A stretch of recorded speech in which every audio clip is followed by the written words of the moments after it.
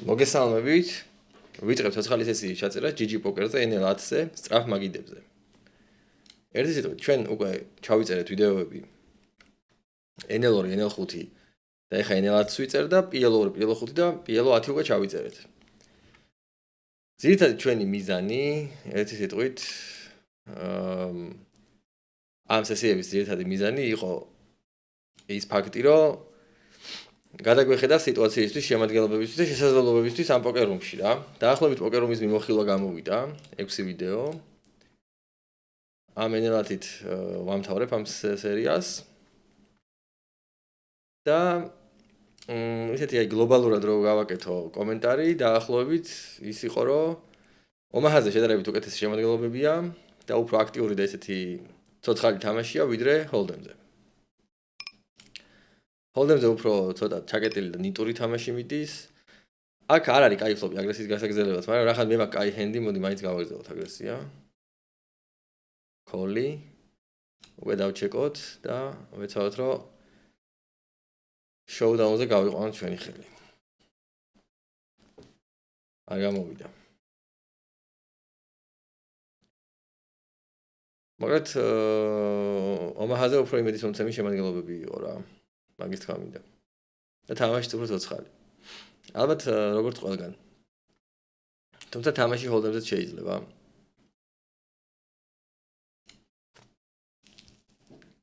აქ სკვიზი იქნება ჩემი აზრით მინდა შეწონილი.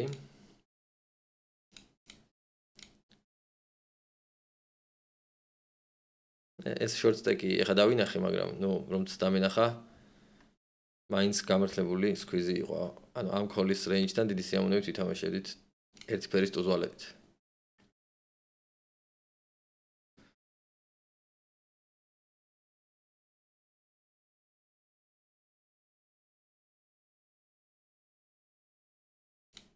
არ ღირს კოლით ესა გემ კონექტორის შეყვანა, არ ამგონია.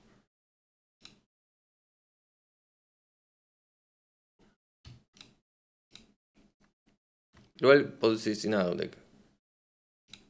სავარაუდოდ ცხრიანებით ტრიბეთი იქნება გამართლებული. ორი კოლი, ფიქრობ საკმაოდ დიდი საიზინგი უნდა ვიხმარო აქ, იმიტომ რომ ორი კოლის მერე რომ ფოლდეკვითი რაღაც ფოლდეკვითი იყოს მაინც ცხრიანებით.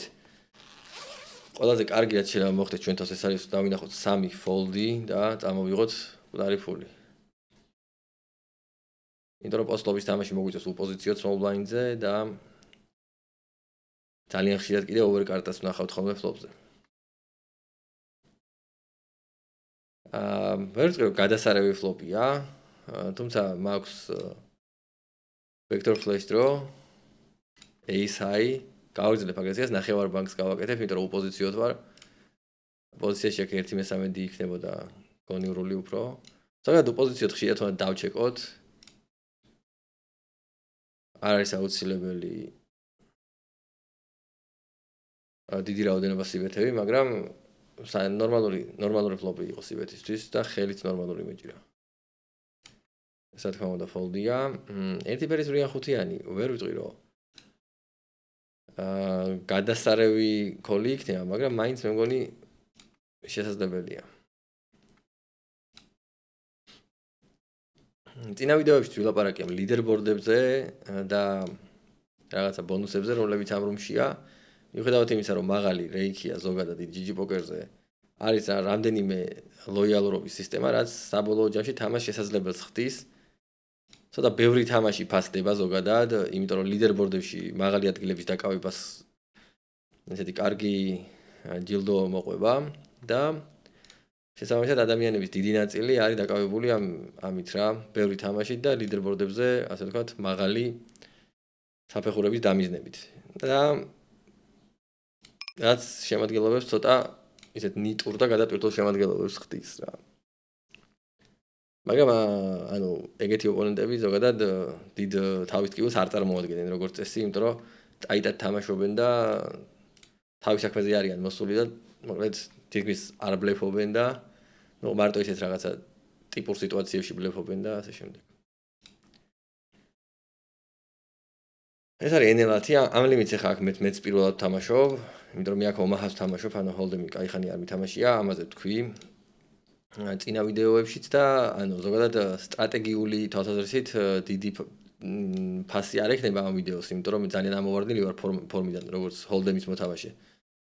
აქ შოუდაუნველი არის ამ 7-იანით და უბრალოდ დავჩეკოთ ჯობია, იმიტომ რომ ჩვენზე უკეთესი ხელი აქ არ დაყრის და ჩვენზე უარესი ხელი არ გადაიხდის სავარაუდოდ.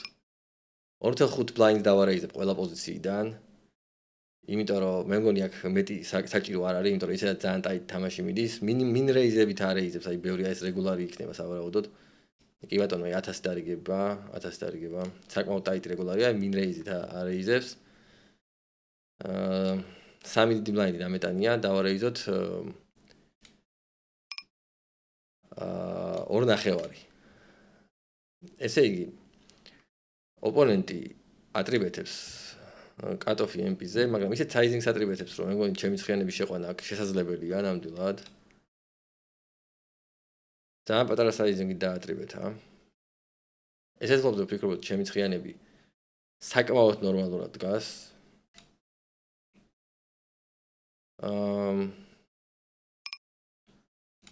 უპოზიციოთ. მოდი ჯერჯერობით უბრალოდ დავქოლავ. ჯერჯერობით რა, ანუ პრინციპში მეტი დაქოლას აღარ ვაკეთებ. რეისსა და ქოლს შორის ვფიქრობდი. რეიზი შემეძლო გამეკეთებინა რაღაცა პოლუ ბლეფი, რაღაცა. აქ ვფიქრობ, რომ მე უნდა გავიდე აუცილებლად და ვეცადო რომ რაღაცა 10-იანის ტუალეტებთან რაღაც ეგეც დავაყრევინო რა. იმიტომ რომ ცხრიანებით აქ ძალიან ხშირად შეიძლება წინ არ ვიყო. ფლეშ კარდია, შემიძლია ფლეში განვასახიერო. ცხრიანაგური მაქვს, ანუ ფლეშის ბლოკერი. ნუ ძალიან ცუდი ბლოკერია, მაგას არანაირი მნიშვნელობა არ აქვს, მაგრამ მაინც ისე რა.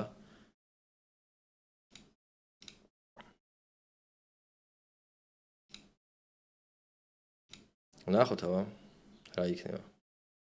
ესეთი სიტუაცია, როცა ხოლმე უფრო მაინტერესებს ხოლმე ოპონენტს რა ყავს და ვიცი რომ ხა ჩემზე უარეს ხელს აქ არ დაქოლავს, მაგრამ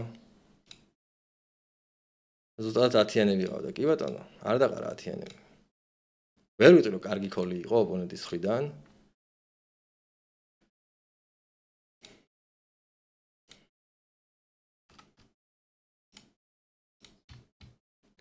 ნახეთ ვერ ვიტყვი რომ კარგი ქოლი იყო. ერთ წუთში შევხედოთ აბა მაგ დარიგებას. ბატონი, მოდი ჯერჯერობით ეს დარიგება დავამთავროთ. cold format-ია ხო ეს, როგორც მივხვდი. ანუ პირველი პოზიცია დავატრიბეთ კატოფიდან და 500 დარიგებაზე 9% ტრიბეთი აქვს ამას. არა, სავარაუდოდ აქ ჩემი ტუსკაროლი ვერ ივარგებს ნახდად, რომ დავაოლინო. უბრალოდ რაღაცა საშინელი საიზინგით მომცა ფორბეთი.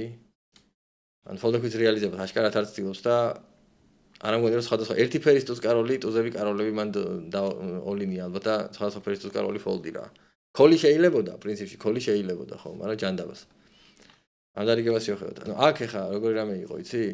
რომ ან მე მეჭირა ფლეში დავუშვად, რაც გავათრიე ფლოპზე, რითიც დავქოლე ტრიბეთი და ასე შემდეგ. და თუ ფლეში არ მეჭირა, მაშინ ფლოპზე რაღაცა ხო დავქოლე, ანუ რაღაცა მზახელი უნდა მქონოდა. მაგალითად ისეთი როგორც ცხრიანებია რა. და ცხრიანებს როგორც წესი რივერზე ბევრი მოთამაშე არ დაბლეფავდა, იმიტომ რომ შოუდაუნველიო და უბრალოდ დაჩეკავდა და იცდებოდა რომ შოუდაუნზე რეალიზაცია მოეხდინა ამ თავისი ცხრიანების რა.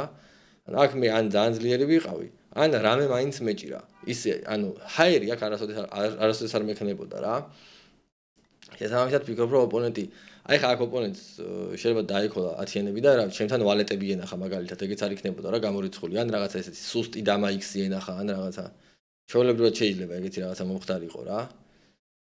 ასე რომ ამ 10-იანებით ქოლი მე მგონი არ იყო მაინდა-მაინც გამართლებული. კი, იყო ჩემთან რეინჯი ცხრიანები, 8-იანები მაგალითად, მაგრამ დანარჩენი რაც ქონდა ყველაფერი 10-იანებზე წინ იყო და ძალიან ძლიერი რეინჯი ვიყავი რა ერთ სიტყვით მაგ სიტუაციაში და ეგ ქოლი მაინდა-მაინც გამართლებული ჩემი ოპონენტის მხრიდან არ არის, მაგრამ როგორც მე წავიკითხე კარგად ოპონენტის ჰენდი და თითქმის ზუსტად დავსვი, შეიძლება იმანაც ეგრე კარგად წაიკითხა ჩემი ჰენდი და თითქმის ზუსტად დამსვა და დამიქოლა რა, მაგრამ ვფიქრობ რომ ხშირად ჩემთან ფლეშის ნახვა მოუწევდა უბრალოდ და იქ იქნებოდა მაგით დამთავრდებოდა ეგ ყველაფერი. ხუთიანების small blind-ზე ესეთ კარგ შანსებზე კი მიმიწევს ხოლმე გული რომ დავქოლვა. small blind-ზე დაქოლვა ჩვენ ვიცით რომ არ არის მაინდამაინც გადასარევი რამე. ეს უკან ოპონენტი კი არასრული სტეკია, მაგრამ ძალიან ტაიტი მოთამაშეა მიუხედავად მაგისა.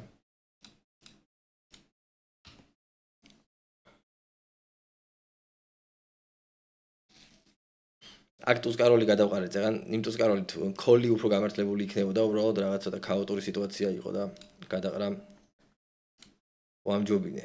ზოგადად ჰოლდემში პრეფლოვზე ტუსკაროლის დაყრა შესაძლებელია რა თქმა უნდა და საჭიროც არის, მაგრამ მაინც ისეთი იშვიათი რაღაცა. ფორმეტები როგორც წესი ეგ სიტუაციაში ალბათ მაინც იქოლება რა.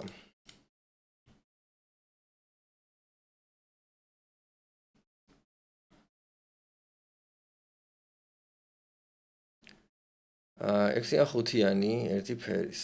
ოპონენტი საკმაოდ ისეთი ლუზური ოპონენტი ჩანს, რომელთანაც, რა ვიცი, ფიქრობ ტრიბეთი იქნება გამართლებული. აქ ნუ სტანდარტული სიბეთი. არ არის გადასარევი ფლოპი სიბეთისთვის, მაგრამ მაინც შესაძლებელია. ფიქრობ რომ აქ პოზიციაში 1/13 იქნება გამართლებული.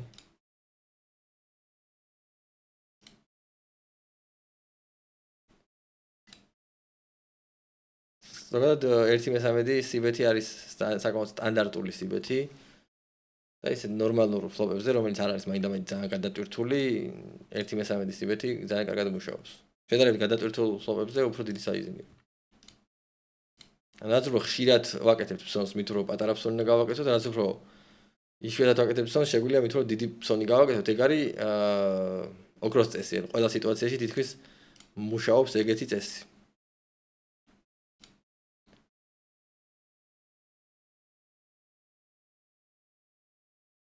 კაროლდავა. ტრიბეთი იქნება. უპოზიციო ცოტა დიდი საიზინგით. 4 ნახევარი x-ი, 4x-ი სტანდარტია, მაგრამ 4 ნახევარი შეიძლება. კოლი, უპოზიციოთ ნახევარ პოტს გავალ.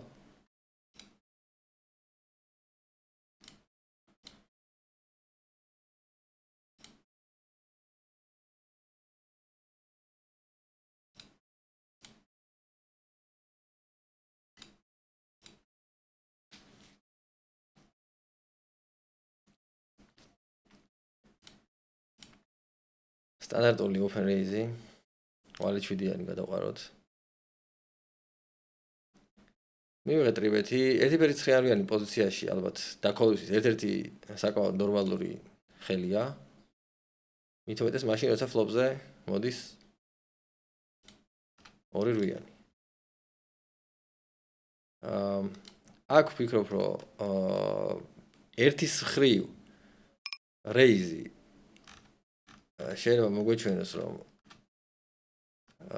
ნამეტანია, მაგრამ მეორე მხრივ ესეთ ფლოპზე ხშირად ბლეფ რეიზიც უნდა მქონდეს წესით და მაგიტომაც ცოტა პოლარიზებულად ვითამაშოთ. და თან ის თემაა, რომ აქ შეიძლება ოპონენტთან იყოს ფლეშ დრო მაგალითად მაღალი, რომელიც შეიძლება სტეკზე ათამაშოს ოპონენტო. ფლეშ დრო არც დაჭირდა ოპონენტს, უბრალოდ ორაუტიანი ჰენდით წამოვიდა სტეკზე. ნახოთ რა იქნება. ოპონენტო შემოთავაზა run twice, ანუ ორჯერ რო გავათამაშოთ და გავათამაშოთ ორჯერ პრობლემა არ არის. ერთი წამოვიღეთ. მეორეც წამოვიღეთ. ეს ძალიან კაი რამეა ეს run twice, ქართულ რომებში ვისურვებდი რომ ყოფილიყო რა, იმიტომ რომ დისპერსიას ძალიან ამცირებს.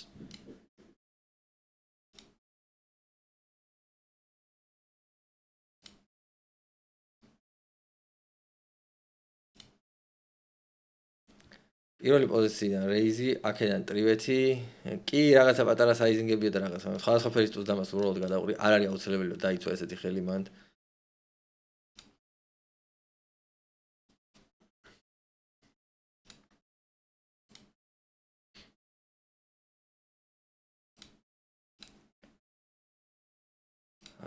ბატონიდან, რა ვიცი, სტანდარტული ტრიბეთია, ტუალეტი.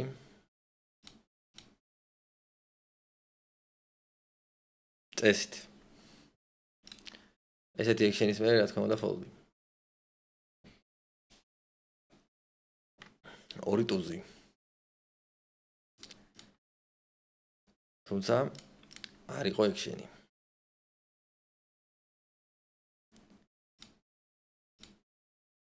არც ისე ნიტური თამაში არ მიდის სხვათა შორის.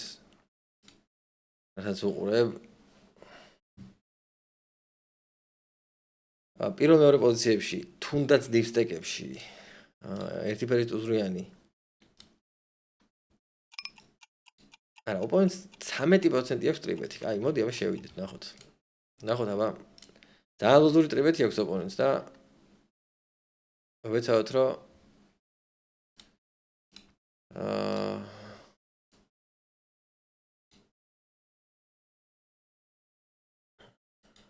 ნუ ძალიან ცუდი რივერი მოვიდა.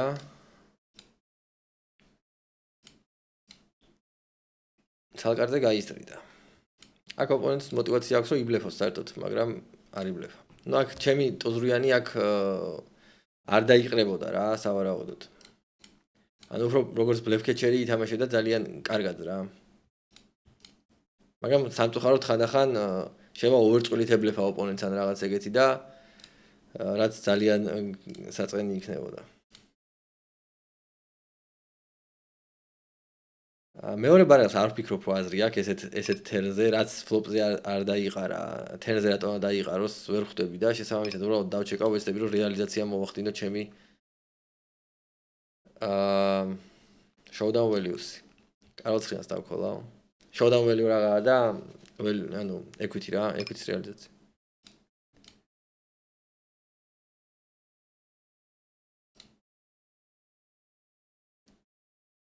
მოვიდე მეორე წყვილს. რაც ნუ ჯერჯერობით მასზე შესაძლებლობს გავაგრძელო თამაში. თან იყო აქ backdoor flash დრო იყო. მე აქ გავალ, იმიტომ რომ რაღაც 10-იანები შეიძლება კონდეს ან რაღაცა სუსტი ვალეტი ან რაღაც ეგეთი ოპონენტს, რომელსაც ხანდახან დაყრის და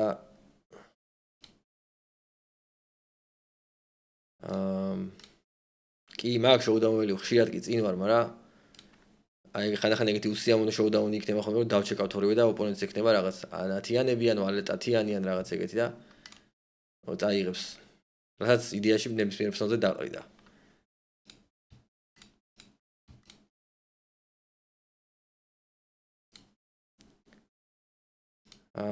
გადასარევი ფლოპი, გაწყვილებული ფლოპი, გავაკეთოთ პატარა ფსონი, 1/13.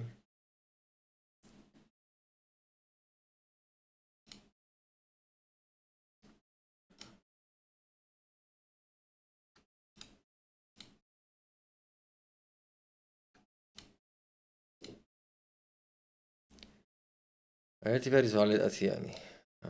აქ უფრო აი კოლისკენ მიმიწევს ხოლმე ხელი, მაგრამ უფრო ტრიბეთია. ესეთი გაზდილი საიზინგი ხამას არ მივაქცია ყურადღებას სიმართლე რა თქვა. მაგრამ ანუ ერთი ფერის ვალეტაციანი ამ სიტუაციაში კარგი დასატრიბეთებელი ხელია რა.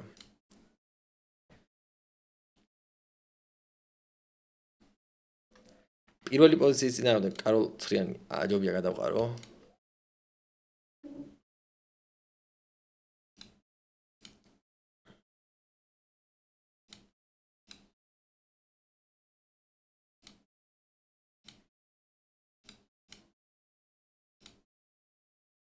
ეს ვიჩქარი ამის გადაყრა ცხრიან ხუთიანი, ანუ შეიძლებოდა რა small blind-დან შეტევა. იმის გათვალისწინებით აქ ძალიან ტაიტ თამაში მიდის. ოპონენტი არის 100% პიპით. თუმცა ერთი დარიგება სემპლი. აი მას უნდა შეხედო ხოლმე, იმიტომ რომ ერთი დარიგება როა სემპლი, მაგას არანაირი მნიშვნელობა აღარ აქვს, აქ რა წერია რა. ჯერჯერობით ვიყოთ ამ დარიგებაზე, ცხრიანებით. ნუ ესათიანი რა თქმა უნდა მაძლიერებს, ანუ მეორე წყვილს მაძლევს და თან ოპონენტთან 10-იანების რაოდენობას ამცირებს და ესეთი overbet-ი აქ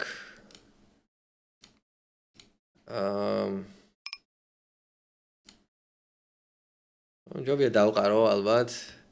ძალიან ხშირად რამე full house-ი შეიძლება flash-ის დაველი უბეთებას ცდილობდეს ესეთი overbet-თან რაღაცა, ნუ ბლეფიც იქნება ალბათ, ნუ თუ აკეთებ ესეთ overbet-ს, ანუ აუცილებელია რომ ბლეფიც გქონდეს. მარტოველი უზე რო აკეთო აზრი არა აქვს და მაგრამ მაინც გონია რომ ძალიან პატარა რაოდენობით იქნება ეგეთ ოვერბეთებში ამ ლიმიტზე ასეთ სიტუაციაში ბლეფები და უფრო დიდი წილი ასე ვთქვათ მაგ რეინჯში value ბეთები იქნება რა. ასე რომ ყველა თავს ნუ გავიგიჟებ და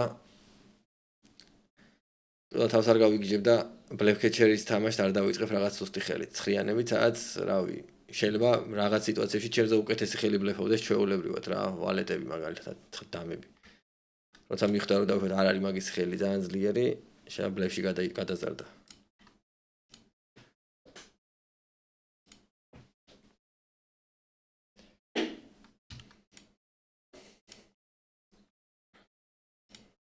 ძალიან კომფორტულია სწრაფი მაგიდების თამაში. მაგრამ რადგანაც კომფორტულია და ნაკლებად მომგებიანია ვიდრე რეგულარული მაგიდები, მაგას უნდა გაუსვათ აუცილებლად ხაზი. რეგულარული მაგიდები კარგი პირობები, კარგი რეიქის პირობებში და კარგი შემადგენლობებით არის ნუ ყველაზე მომგებიანი რაღაცა. აქ მოდი გავიხსენოთ ჩვენი მშობლიური აჭარაბეთი და შევიყვანოთ ეს სამიანები. ქოლით არ არის ეგ ზოგადად კარგი გადაწყვეტილება, ესე ვაკუუმში, მაგრამ რატომაც აი ამ ოპონენტიდან გამომდინარე უკვე კარგი ხდება ჩემი აზრით. წავედით რავი კაროლების ტექსტზე სხვა რა შეიძლება მოვიფიქროთ. თუ იმეს სურველია. დავიჭირე სეტი, ოპონენტი თამაშობს ჩეკით და ვეცადოთ რომ რივერი, ნუ ძალიან დიდ ფსონს არ გავაკეთებ, მოდი, მაგრამ ისე საკმაოდ თითქმის პოტბეტს გავაკეთებ რა. ტუზები კი ბატონო. მშობლიური აჭარაბეთის სტრატეგიამ გაამართლა.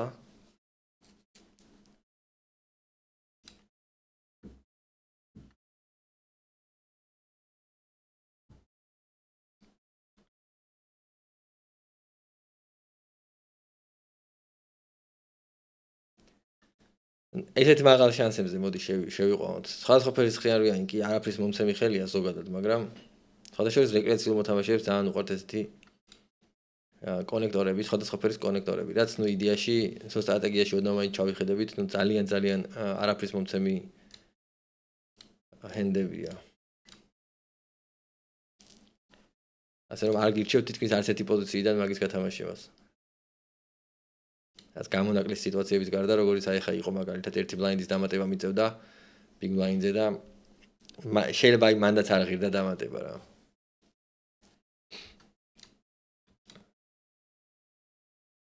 აი როცა ლიმპებია და შე small blind-ი ხარ, შეიძლება შენც გალიმპო აი რაღაც ეგეთ სიტუაციებში კი. საკმაოდ ცოცხალი სესია გამოდის, ეხლა რასაც უყურებს ოთაშორის. განსხვავებით წინა სესიებისგან ჰოლდემზე. ეხლა ნახევარსაათიან სესიას რო წერ, მან გამართლებაზეა, რომ ცოტა წავა თამაში, მოვა კარტი, შეგხვდებიან სწორი ოპონენტები თუ არა. ეგ არის აბსოლუტურად გამართლებაზე. ნახევარსაათიანი სესია. დღეში ესე 4-5 საათი შეიძლება 6 საათიც თამაში აბსოლუტურად ისეთი სტანდარტია რეგულარისთვის და ლიდერბორდშიც შეიძლება დაიკავოს რაღაც ისეთი ადგილი, რომ რაღაც ერთი ბაინიან ცოტა მეტი დავუშვათ აიღოს რა ლიდერბორდიდან და მოდი ერთი წამი ამას გავაჩერებ ახლა მე და შევიხედები ლიდერბორდში. როგორც წინა ლიმიტებზე შევიხედე, ახაც შევიხედოთ, NLAT-ის ლიდერბორდზეც შევიხედოთ. და ნახოთ აი დაახლოებით რა ის ჭირდება რა. რა ჭირდება მაგას აქ ვერ ნახოთ, მაგრამ რა ის არის რა. პრიზები. ნუ პირველზე არის $150, ნუ პირველზე გასვლა ნუ ეს ლამის 24 საათი უნდა ითამაშო. და აი ნახოთ დაახლოებით ერთი ბაინი საიდან არის? ნუ 40 კაცთან არის ერთი ბაინი. მე მგონი სავსებით რეალურია, რაღაც აი 5-6 საათი თამაშით. ორი მაგი და 40 თუ არა რაღაც აი 50 კაცი შესვლა აბსოლუტურად რეალურია ჩემი აზრით და თითქმის ერთი ბაინის აღება რა. რაც ანუ როგორც რეიქბექი საკმაოდ ისეთ ადეკვატურ რეიქბექს წარმოადგენს ჩემი აზრით. კიდე დამატებითი სხვა ბონუსური სისტემების გათვალისწინებით ანუ ყოველთვიურად რო შეხედო რა საქმეს, ეს ყოველდღიური ლიდერბორდია და ანუ ყოველთვიურად შეხედო საქმეს, ეხლა რაღაც NLAT-ის მოთამაშეს რაღაც ერთი $400 პირობითად ვთქვათ რა, ერთი 350 $400 რო მარტო რეიქბექით ქონდეთ 40 ბაინი 25 სამუშაო სესიაზე დაუშვათ თვეში. საკმაოდ ნორმალური რაღაცაა, ანუ პლუს კიდე რაღაცას ხომ მოიგებ მაგიდებზე თუ 0-ში არ ითამაშებ ხა. ვიღაცა მინუსში ითამაშებს, რა თქმა უნდა. ვინც არის ითამაში, მაგრამ ხა ამ ლიმიტზე ჩვეულებრივ პლუსში თამაში შესაძლებელია, ანუ პრე-რეიქბექ პლუსში თამაში რა. შესაბამისად სიტყვაზე $350 რო რეიქბექით აიღო და $350 მოიგო, ესე უხეშად რო ვთქვათ. $700, რავი, ამ ლიმიტისთვის ძალიან კაი შემოსავალია რა, 70 ბაინი, ყველა ლიმიტისთვის კაი შემოსავალია, მაგრამ თუ ესეთი მშრომელი რეგულარი ამ ლიმიტს მალე გაივლის ალბათ რა. საბოლოოში მაგით ხმა შეიძლება რომ ანუ ბანკროლი შემდეგი ლიმიტისთვის ბანკროლის აშენება რო ქონდეს მიზნად დასახული და ადამიანს ამ ლიმიტს თუ აქტიურად ითამაშებს ალბათ 2-3 თვეში მაქსიმუმ 4 თვეში ხარჯების და რაღაცების გათვალისწინებით თუ ბევრს არ ხარჯავ რაღაცა $1-200 ბანკროლი და დაგიგროვდეს რა წესი. რაც მოგცემს საშუალებას რომ გადაჯდე უფრო მაღალ ლიმიტზე.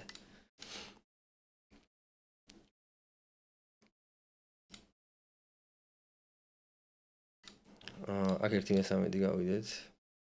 ეს ძალიან ინდივიდუალურია რა თქმა უნდა. ეს ძალიან ესე კალკულატორზე დაანგარიშება ამის შეუძლებელია. ყველა მოთამაშეს თავისი სკილი აქვს, თავისი თამაშის სტილი აქვს, ეს თამაშის სტილიდან გამომდინარეობს კიდე ეს რამხელა რეიქ წერს როგორანაირად ანუ რამდენ რეიქს იხდის, რამხელა win rate აქვს ეგ უკვე სკილიდან არის, სკილიდან გამომდინარეობს ადამიანს უკეთესი მოთამაშეა, მით რომ კარგი win rate აქვს, შესაბამისად მაგიდაზე უფრო უკეთესად იგებს ფულს და ასე შემდეგ. საერთოდ რაოდენობაზე ორიენტირებული თამაში არასწორია. თამაში უნდა იყოს ორიენტირებული ხარისხზე.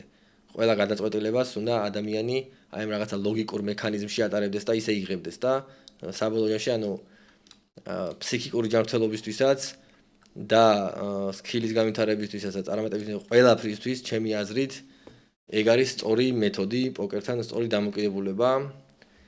თამაშით იღებდე საინტერესო გამოცდილებას.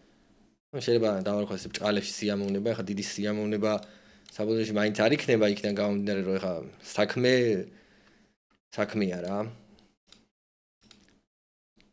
როცა საქმეს ისე უდგები ეს სიამოვნების ფაქტორი, აი სუფთა გაგებით აღარ იქნება, მაგრამ აი ეს ინტერესის ელემენტი უნდა შეინარჩუნო და ეს ინტერესით უნდა მიიღო სიამოვნება, ასე ვთქვათ. და ეს მოდის სწორედ აი ამ თამაშისადმი გონივრული და ესეთი ლოგიკური და ხარისხზე ორიენტირებული დამოკიდებულებით.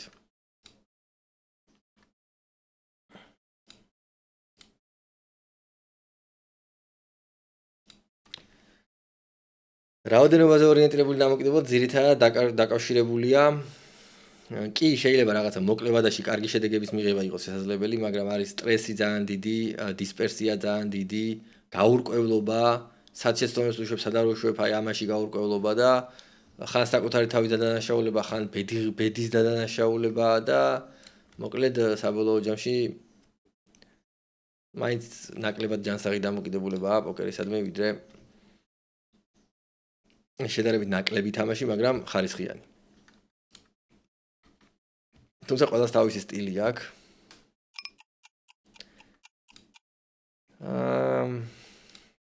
აქ საკმაოდ ძლიერი ორი წყვილი მაქვს, მაგრამ რაღაცა რეიზთან რაღაც ეგეც, ნუ დიდი აზრი არა აქვს. Showdown value showdown value ეძახე და გამიფლეშეს.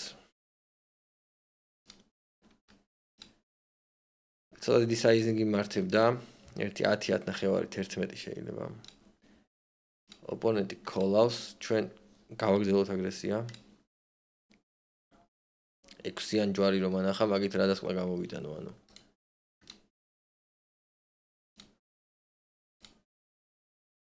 რანდომ კარტი მანახა რაღაცა. სრულდება უკვე 9 საათი, რაც დავიწყე თამაში. მოდი ნელ-ნელა რა დავხურთ სესია. და შევაჯამოთ ფარემ, ნუ შეჯამება რა, ნუ საბოლოოში შეჯამება ის არის, რომ ანუ ნორმალური შემადგენლობებია, მაგრამ მაინდა-მაინც გადასარევი არ არის რა. როგორც რეგულარულ მაგიდებზე, ეგეთი შემადგენლობები Zoom-ში არასოდეს არ იქნება რა, Hold'em-ში განსაკუთრებით. შესაბამისად, თუ რაღაც მიზეზით კომფორტს უფრო ამჯობინებს მოთამაშე, ვიდრე დაუშვათ მატმოლოდინს, მაგ შემთხვევაში შეიძლება აირჩიოს Zoom-ი რა. მაგრამ მთლიანობაში მაინც ალბათ რეგულარული მაგიდების თამაში უფრო გამართლებულია. კარგი, დაგემშვიდობებით, ამით ეს ციკლი დავამთავრე, NL2-დან NL10-ის ჩათვლით. Hold'em-ი და Omaha ორივე ვითამაშე, შევხედე შემადგენლობებს. საბოლოო ჯამში Omaha-ზე უკეთესი შემადგენლობებია, მაგრამ Hold'em-ზეც შეიძლება თამაში. შეიძლება მე GG-ზე რეგულარული მაგიდებით ვითამაშო, მაგრამ რაღაც არ დამევასა მაგაზე ვილაპარაკეთ ხო ვიდეოებში, არ დამევასა ამათი რეგულარული მაგიდები რატომღაც რაღაც ძალიან რაღაცნაირად იწელება თამაში და ამათთან მოკლედ ეს Zoom-ი უფრო დამევასა რა. რა შენთქეში უფრო სწორად. კარგით, დაგემშვიდობებით, აბა თქვენ იცით.